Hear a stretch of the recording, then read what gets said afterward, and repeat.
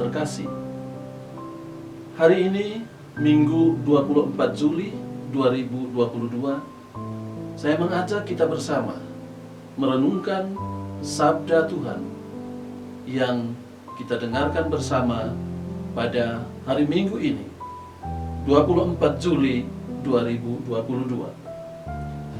Sahabat Alma Putra yang terkasih dalam Yesus Kristus, dapatkah kita mengukur kasih dan belas kasihan Tuhan bagi kita? Tidak. Kita pasti tidak bisa mengukur sejauh mana dan sedalam apa belas kasihan Tuhan bagi kita. Karena sesungguhnya belas kasihan Tuhan atau cinta kasih Tuhan bagi kita sungguh tidak terbatas dan tidak dapat dihitung. Kalau kita manusia, cinta kasih kita, belas kasih kita kepada sesama yang ada di sekitar masih dapat dihitung, karena selalu dibatasi oleh waktu, keadaan, dan ruang. Sahabat Alma Putra yang terkasih, dalam bacaan pertama yang diambil dari kitab Kejadian bab 18 ayat 20 sampai 32, kita membaca bahwa Abraham bercakap-cakap dengan Tuhan.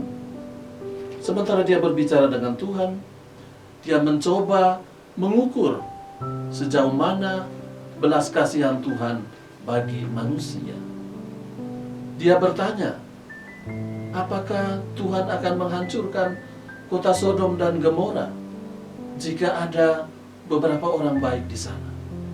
Dia terus bertanya dan bertanya.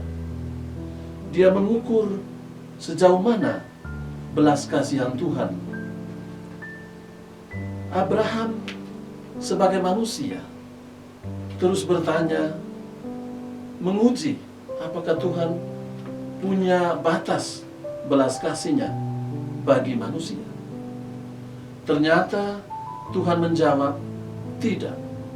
Aku tidak akan menghancurkan kota Sodom dan Gomora karena di sana masih terdapat orang-orang yang baik.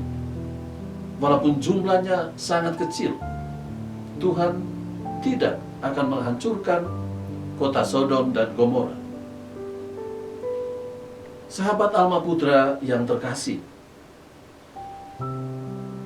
kasih dan belas kasihan Allah yang sama disampaikan melalui sebuah kisah yang diceritakan oleh Yesus dalam Injil yang juga kita dengar bersama hari ini. Yesus menceritakan tentang bagaimana seorang teman yang gigih mencari bantuan, pantang menyerah. Dia meminta pertolongan kepada seorang sahabatnya. Dia meminta roti untuk menjamu tamunya yang datang kepada temannya. Walaupun setiap kali dia datang kepada temannya untuk meminta, temannya menolak dan berkata, jangan mengganggu aku. Tetapi teman ini yang meminta ini tidak pantang menyerah. Dia terus berjuang, terus menerus datang dan mengetuk pintu rumah temannya ini. Dan pada akhirnya dia pun mendapat bantuan. Roti yang diberikan untuk menjamu tamu temannya yang datang berkunjung. Sahabat Alma Putra yang terkasih, kasih dan belas kasihan Tuhan juga yang sama tersedia bagi kita. Kita hanya perlu dan secara terus-menerus meminta kepada Tuhan. Kita mengetuk pintu hati Tuhan. Cepat atau lambat, kita akan memperolehnya. Jangan cemas dan jangan putus asa. Jangan jemu-jemunya berdoa dan meminta. Terkadang kita merasa Tuhan jauh daripada kita. Kita meminta sesuatu, berdoa, tetapi tak kunjung tiba. Seringkali kita merasa Tuhan tidak memperhatikan kita. Kita tidak sungguh-sungguh mengetuk pintu hati Tuhan dalam doa-doa kita. Yakinlah, para sahabat Dharma Putra terus-menerus datang dan mengetuk pintu hati Tuhan, maka Tuhan akan membuka pintu hatinya bagi kita. Dan segala sesuatu yang kita minta dan kita harapkan, kita inginkan dari Tuhan, pasti akan kita peroleh. Makanya, jangan jemu-jemu berdoa. Berdoa dan berdoa. Apapun situasinya, teruslah berdoa dan mohon bantuan Tuhan. Pada saatnya nanti, segala sesuatu akan indah pada waktunya.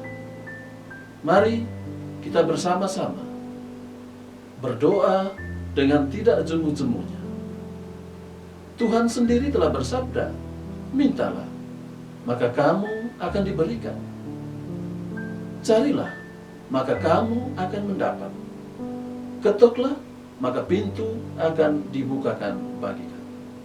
Semoga kita senantiasa berpedoman pada sabda Tuhan ini, agar kita pun dari hari ke hari senantiasa menerima berkat Tuhan yang berlimpah.